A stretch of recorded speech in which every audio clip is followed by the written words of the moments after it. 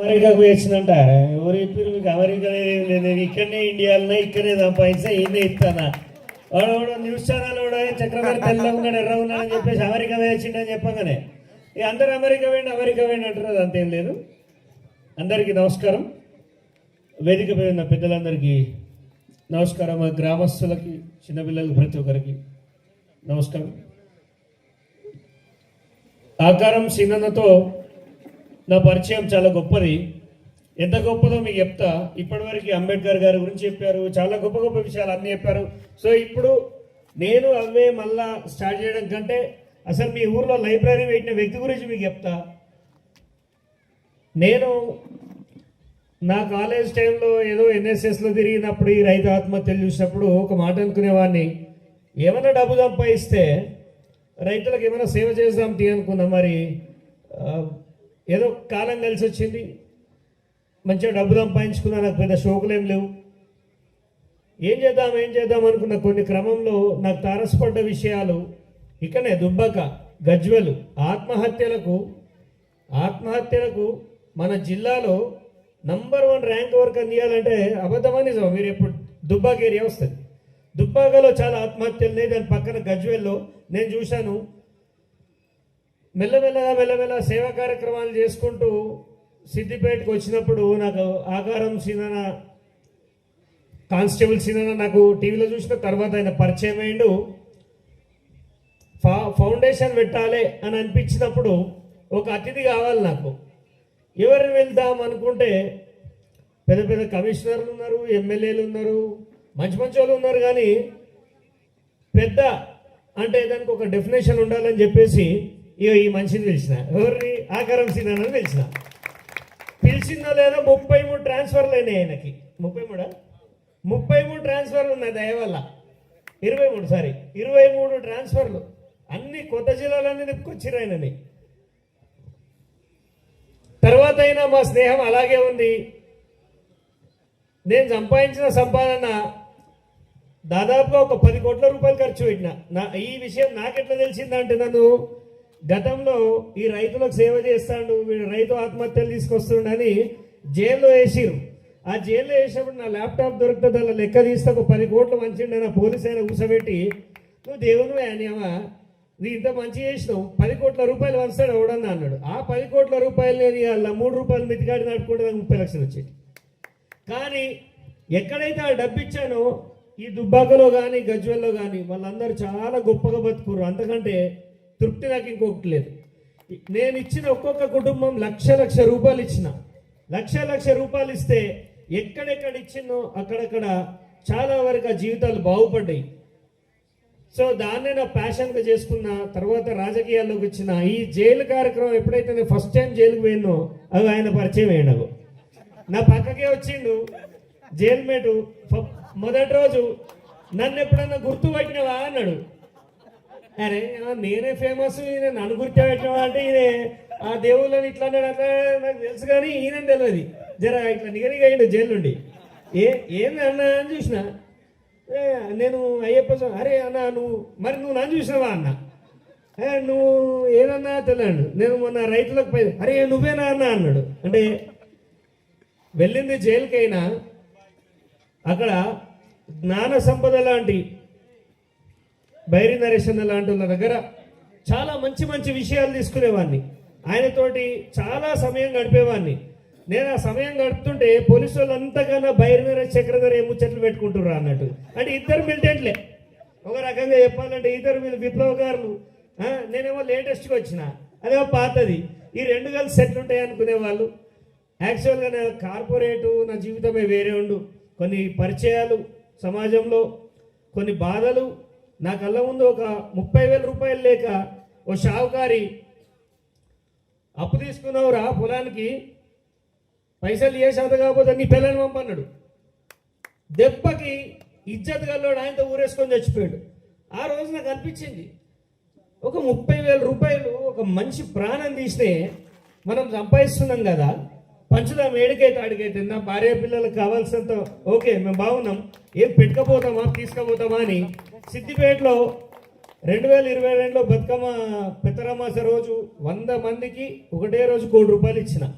అది రాష్ట్రాన్నే కుదిపింది, రాష్ట్ర ప్రభుత్వాన్నే కుదిపింది. ఇక మీ అందరికీ అదంతా లోతుగా ఓదలుచుకోలేదు. కానీ ఏది ఏమైనా నేను ఎన్ని పార్టీలలో పనిచేసి వచ్చినా, నన్ను ఎంతమంది ఎన్ని తిట్టినా, ఎంతమంది ఎన్ని పొగిడినా, బోర్ వేయంగానే మంచినీళ్ళు రావు. బోర్ వేయంగానే ఏమొస్తాయి? మురికి నీళ్ళు వస్తాయి. అలాగే సమాజంలో మంచి చేసినప్పుడు మురికి మాటలే వస్తాయి. దాని తర్వాతనే ఆలోచన వస్తుంది, తర్వాత ఆ మనిషి యొక్క గొప్పతనం తెలుస్తుంది. నేను రైతుల భూములు గుంజుకున్నారని చెప్పేసి నా పార్టీకి రాజీనామా చేసేసిన. ఇప్పుడున్న ముఖ్యమంత్రి కూడా నాకు చాలా కావాల్సిన వాడు, నేను అంటే చాలా ఇష్టం. చక్కగా రాజీనామా పెట్టిన. ఒకటే విషయం, మా ఊర్లో ఒక సమ్ పార్టీ ఆయన గుంజుకున్నాడు, వత్తాసు వాడిరని చెప్పేసి ఆ పార్టీని వదిలేసిన. రైతు ముందు రాజకీయాలు వస్తాయి పోతాయి, కానీ ఈ యవ్వనంలో ఈ సొసైటీకి మనం ఏం కాంట్రిబ్యూట్ చేస్తున్నాము అనేది చాలా ఇంపార్టెంట్. ఎవడు ఏమనుకుంటాడు అనేది మనకు అనవసరం. ఈ సమాజంలో మన వల్ల ఏం మార్పు జరిగింది అనేది అది చరిత్రలో లిఖించబడుతుంది. ఉద్యమకారులు కానీ మేము ఎవరమైనా కానీ, ఇప్పుడు చక్రధర్ కూడా కానీ ఈ రోజుకి గ్యారెంటీ ఉండదు అని నాకు కూడా తెలుసు. ప్రతిరోజు చాలామంది అంటారు. ఆ మధ్య ఒక ఊర్లో ఎక్కడో ఇట్లా మాలేక ఉద్యమాలు చేసేటువంటి చంపగానే టీవీలన్నీ వదుకున్నాయి, నెక్స్ట్ చక్రధరే, నెక్స్ట్ చక్ర. ఏమో మీరెవరా బాబు నా పేరు పెట్టి చెప్తున్నారు అంటే, అప్పుడున్న కోమటిరెడ్డి గారు లేదు చక్రధరికి రక్షణ కల్పిస్తాం అంటే, ప్రజల లోపల మా ప్రాణం మీద ఒక ఆలోచన, చక్రధర్ లాంటి వాళ్ళు ఉండాలి అనే ఆలోచన. ఇలాంటి ఆలోచన వాళ్ళకి, మాలాంటి వాళ్ళకి ఇంత ఇన్స్పిరేషన్ చేసినాడు మీ ఊళ్ళోనే ఉన్నాడు. ఇగో ఈ శ్రీనివాసే, ఈ యొక్క చిన్న కానిస్టేబుల్ పరిచయం నా జీవితంలో ఎన్నో మార్పులకి ఈయననే లాస్ట్కి వస్తే బీఎస్పీ నుంచి నన్ను నిలబెట్టి ఆ టైంలో 2023లో నాకు ఈయననే ఆ టికెట్ కూడా రాత్రి 11 గంటలకు ఫోన్ చేసి ఆ టికెట్ ఇప్పించాడు. సో ఏది ఏమైనా మంచి స్నేహితులు చేస్తే మంచి ఆలోచనలు ఉంటాయి, మంచి ఆలోచనలు సమాజానికి ఉపయోగపడాలి. ఇలాంటి పుస్తకావిష్కరణ మన పల్లె ప్రతిభ ఉత్సవాలకు నన్ను పిలవడం, అన్నా లైబ్రరీ పెడుతున్నా అంటే నేను కూడా నాకు చాటనైన కాడికి చేస్తా. ఇక నా పుస్తకాలు అనేటివి మెల్లమెల్లగా పంపిస్తా అని చెప్పిన. ఏం పంపిస్తా, ఎప్పుడు పంపిస్తా అనేది అన్నకు చెప్తాను. కానీ ఒకటి గుర్తుపెట్టుకోండి, సమాజంలో పెద్దగా నేను ఇట్లాంటి స్టేజ్కి ఎప్పుడు రాని, ఇవాళ మా అక్కతోటి అట్లా షేర్ చేసుకున్నా. కానీ బేసిక్గా నేను ఏ బీసీ మీటింగ్లో పోను, ఏ మీటింగ్లో పోను. నా ఉద్యమం అంతా ఒంటరిగానే ఉంటుంది, ఒంటరిగానే చేసుకుంటా. అదే నాకు తృప్తినిస్తుంది. కానీ ఫస్ట్ టైం అక్కతోటి విమలక్కతోటి ఇట్లా షేర్ చేసుకున్న. బేసిక్ ఎప్పుడు రాలే, ఎవరు నన్ను అడగండి మీరు. చరిత్ర నిజాలను దాపెట్టి అబద్ధాల్ని మన మీద ఊసి, ఇప్పుడు ఇది అబద్ధం రా, ఇన్ని రోజులు మనం బతున్నది అబద్ధం, నిజమేందో చెప్తే రాళ్ళతో కొట్టే పరిస్థితి వచ్చింది సమాజంలో. ఎవడు ఒప్పుకోడు. భగవంతుని నమ్మాలి, మూఢ విశ్వాసాన్ని నమ్మద్దు. బల్లి అరుస్తుంది, అది దాని నేచర్, దానికి ఇచ్చింది, అది అరుస్తుంది. పిల్ల అడ్డం వస్తుంది, దానికి ఏదో పనుంది పోతుంది. ఇలా మనం ముందుకు పోకుండా కొన్ని వర్గాలు అనను నేను, కుట్రదారులు అంట, వాళ్ళు మన బతుకుల్ని ముందుకు పోకుండా చాలా రకాలుగా ఆపారు. ఇప్పుడు ఇంత పెద్ద స్పీచ్ కొట్టా, ఎందుకంటే హక్కున్నది. ఒకటే విషయం చెప్తా, పుస్తకాన్ని నమ్మినోడు ఎవడు చెడిపోడు, పుస్తకాన్ని నమ్మినోడు ఎవడు చెడిపోడు. మనుషులు మోసం చేస్తారు, కానీ ఏ పుస్తకం ఎవరిని మోసం చేయదు. ఇప్పటికీ నా కార్లో చూస్తే పుస్తకం ఉంటుంది, అలిశెట్టి ప్రభాకర్ అని, నాకు చాలా ఇష్టం. మొన్న ఫ్లైట్ ఎక్కిన 100 పేపర్లు చదువుకున్నా. అడ్డమైన ఫ్రెండ్ తోడు కూర్చొని ఏం ముచ్చట్టు పెట్టాలి వాంతోటి అని. అంటే జ్ఞానాన్ని ఎప్పటికప్పుడు మనం డౌన్లోడ్ చేసుకోవాలంటే ఇవాళ టీవీలు ఇవి కాదు, పుస్తకాన్ని చదవండి. పుస్తకం ద్వారానే మన జీవితాలు మారుతాయి. నాకు చాలామంది చెప్పారు మహనీయులు, నాకు ఎంతోమంది. నేను బయటకు వచ్చినప్పుడు పాశం యాదగిరి అన్న ఫస్ట్ ఫోన్ చేసిండు, నన్ను జైలుకి వెళ్ళి బయటికి దిగా 7 కేసులు పెట్టిండు. సారీ, బయటకు దిగంగానే పిలిచిండు, ఛాయ్కి పిలిచిండు. పోయినా నాకు సెలెక్ట్ అవుతాం అనుకున్నా, గట్టివని మొండివని అటో ఇటో ఇళ్ళనే కలిసాను మాతో అన్నాడు. అంటే మీ అందరికి దాదాపుగా నేను తెలిసే ఉంటా. ఎక్కడైనా రైతు భూమి గుంజుకుంటే నా భార్యకు చెప్తా, ఇవాళనే నాకు ఆఖరి రోజు కావచ్చు, పోతున్నా, మరి వస్తే భూమితోటే వస్తా అని చెప్తా. అంత ఇంత మొండిగటాన్ని తయారు చేసిన మా అన్న నరేష్కు, మా ఆకారం సింగ్ అన్నకు నేను ఎప్పుడు చెప్తాను, నా ఇన్స్పిరేషన్ వీళ్ళే. జైల్లో పరిచయం అయిన ఆయన నాకు జైలుకి బిఫోర్ జై భీమ్ అంటే ఏందో తెలియదు నాకు.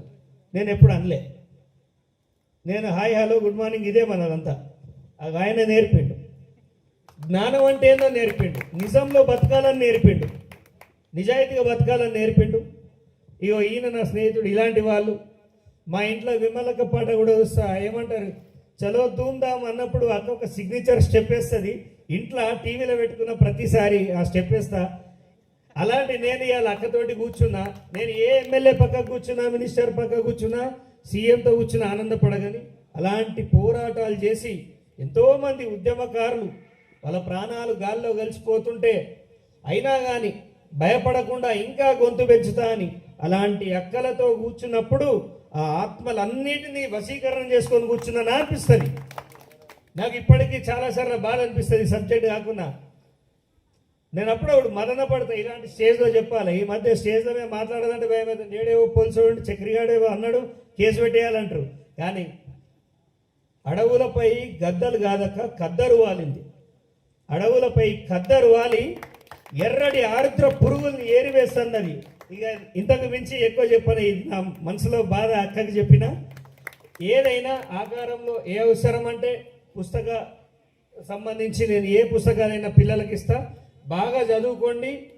ఇది యాక్చువల్గా మా ఊర్లో పెట్టాలి, సిద్దిపేటలో పెట్టమన్నాడు, నన్ను నంగనూరులో పెట్టమన్నాడు. కానీ ఆకారం ఇక్కడ నేను ఒక దాదాపు 1000 పుస్తకాలు ఇస్తా. ఏం తక్కువ మీకు ఒక 1000 పుస్తకాలు చాలా ఉపయోగపడేటి ఇస్తా. పనికిమాలిన పుస్తకాలు ఏవియా. చందమామ కథలతో మీరేం చేసుకుంటారు మామ? రోజు మన వాళ్ళు చెప్తూనే ఉంటారు, మన పొలిటీషియన్ లీడర్. వాళ్ళకంటే చందమామ కథ కూడా మంచి ఎప్పుడు నా మాటిని మంచి మంచి పుస్తకాలు ఇస్తా. నిజాన్ని వాస్తవాన్ని చెప్పే పుస్తకాలు ఇస్తాను. దయచేసి ఇంకొకటి, ఎప్పుడు కానీ ఒక విషయం విని నిర్ధారించుకోవద్దు. ఎప్పుడు కానీ ఒక విషయం విని ఒకటి మీద గొడవ పోవద్దు. ఊళ్ళల్లో అది నిజమా లేదా అని దాన్ని ఖచ్చితంగా రీసెర్చ్ చేయాలి. వాడు అన్నాడా అంటే వాడిని పిలిపిద్దాం అని ఎప్పుడైతే అంటావో సగం గొడవ తగ్గుతుంది. నువ్వు పోలీస్ స్టేషన్ పో. లేకపోతే పోలీస్ స్టేషన్ పోతే పొలిటీషియన్లు బాగుపడతారు, పోలీసు వాళ్ళు బాగుపడతారు, కానీ మనం బాగుపడం. గ్రామాల్లో ఈ పరిస్థితి ఉన్నది. ఏ పని లేనప్పుడే ఇద్దరికి తాకులాట పెడతారు. ఆ తాకులాట పెట్టినప్పుడు నిజంగా వాడు అన్నాడా అనలేదా అనే ఒక ఆలోచన రావాలంటే దొరికిన పేపర్ చదవండి, జ్ఞానాన్ని చదవండి తప్ప వినంగానే ఉరికి వాడిని గొడవలనుకో నరుకుదా వీని ఇతజం ఇవి వద్దిగా. పల్లెలు మారినాయి, మంచిగా చదువుకుందాం, మన పిల్లల్ని ముందుకు తీసుకెళ్దామని కోరుకుంటున్నాను. ఏమైనా జర ఫటాఫట్ మాట్లాడుతూ కడుపులు ఏం లేకుండా తప్పు మాట్లాడితే ఏమనుకోవద్దు, క్షమించండి. ధన్యవాదాలు.